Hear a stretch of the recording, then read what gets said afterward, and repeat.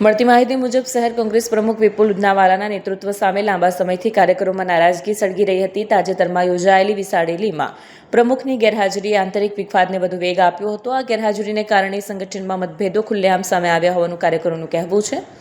Party છોડનાર કાર્યકરોએ આક્ષેપ કર્યો કે શહેર તેમજ પ્રદેશ સ્તરે તેમની અવગણના થતી હતી. તેઓએ ગુજરાત કોંગ્રેસના પ્રદેશ નેતાઓ સામે પણ સંગઠનને મજબૂત બનાવવા બદલે જૂથવાદ પ્રોત્સાહિત કરવાના આરોપો મૂક્યા છે. આ કાર્યકરો મનોજ સોરઠિયા પ્રદેશ મહામંત્રીની આગેવાનીમાં આપનો કેસ ધારણ કરી સત્તાવાર રીતે પાર્ટીમાં જોડાયા. આપ નેતાઓએ જણાવ્યું કે કોંગ્રેસના પીઢ અને લગભગ 30 વર્ષથી સક્રિય રહેલા કાર્યકરોનું જોડાણ પક્ષ માટે મજબૂતીરૂપ સાબિત થશે. 34 વર્ષ એટલે સુરતમાં લગભગ 1991 ના એન્ડમાં સુરત આવેલો. ફાધર સરકારી નોકરીમાં હતા એટલે સતત બદલાતા રહ્યા શહેરો, પણ છેલ્લા વતનમાં આવીને જ સેટલ થયા. મારું વતન પણ સુરત જ છે.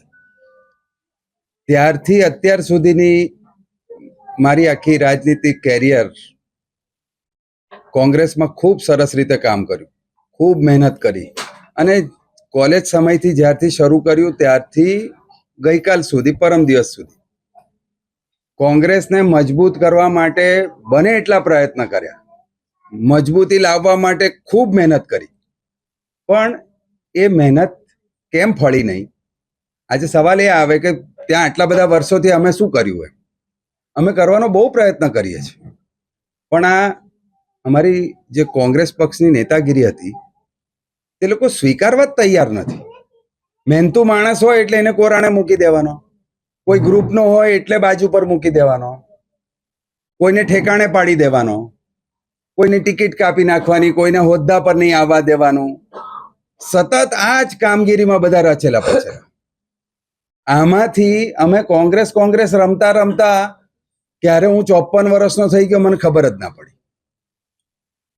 ખૂબ મજૂરી કરી, ખૂબ મહેનત કરી.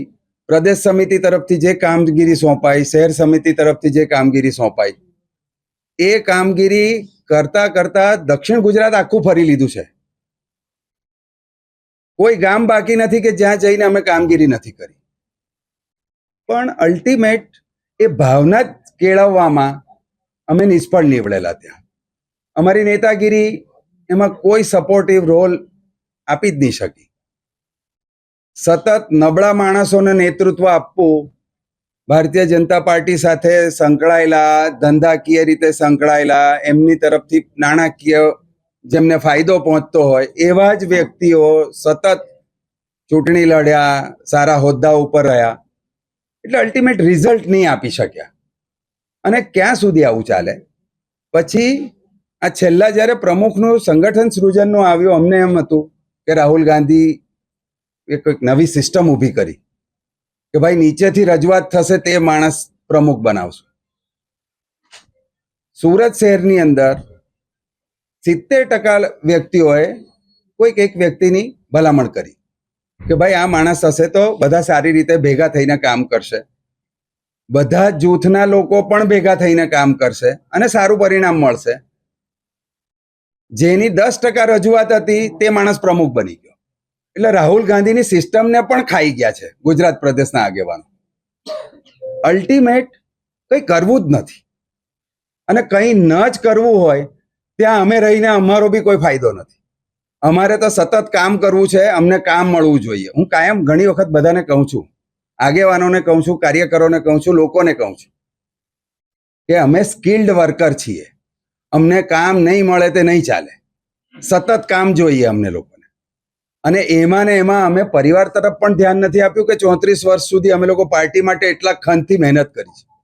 આજે કોઈ માણસ એવું ના કહી શકે આ ગદ્દાર છે, પાર્ટી છોડીને જાય છે.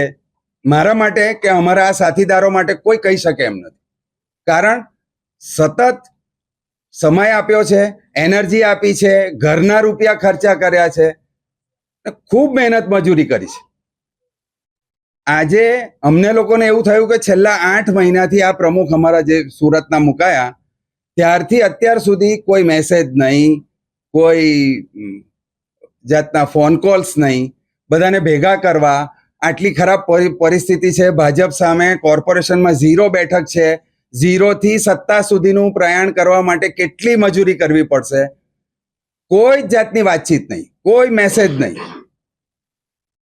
છતાં પણ છેલ્લા જ્યારે પ્રદેશ પ્રમુખ આવ્યા, મારું રાજીનામું મેં આપ્યું, એમને છતાં પણ મેં પ્રયત્ન કર્યા છે રાજીનામા આપ્યા પછી પણ, કે તમે કાર્યકરોની વ્યથા, આગેવાનોની વ્યથા સાંભળો, બધાને ભેગા કરો, બધા ભેગા થઈને લડશું તો કંઈ પરિણામ આવશે, કોઈ ફેરફાર નહીં. છેલ્લા પછી અમે ડિસિઝન લીધું બધાએ ભેગા થઈને કે આપણી એનર્જી અહીંયા વેસ્ટ થાય છે, એના કરતાં આમ આદમી પાર્ટી ખૂબ સારી રીતે પ્રજાનો અવાજ ઉઠાવે છે, રસ્તા ઉપર ઉતરીને પ્રજાના તમામ પ્રકારના પ્રશ્નો બાબતે ધારદાર, એકદમ જોરદાર કાર્યક્રમો કરીને રજૂઆત કરે છે. તો આપણે પણ એમાં જોડાઈને એને વધારે બળ આપવું જોઈએ. એમની ગઈ વખતે 27 સીટ ઉપર ટેલી અટકી હતી, આ વખતે 80 સુધી કેવી રીતે લઈ જવાય તેના માટેના અમારા પ્રયત્ન રહેશે, અને એ કરીને બતાવીશું અમે લોકો કે અમારી તાકાત શું છે. ત્યાં નહીં વપરાઈ હતી, અહીંયા એ તાકાત વાપરીને બતાવી.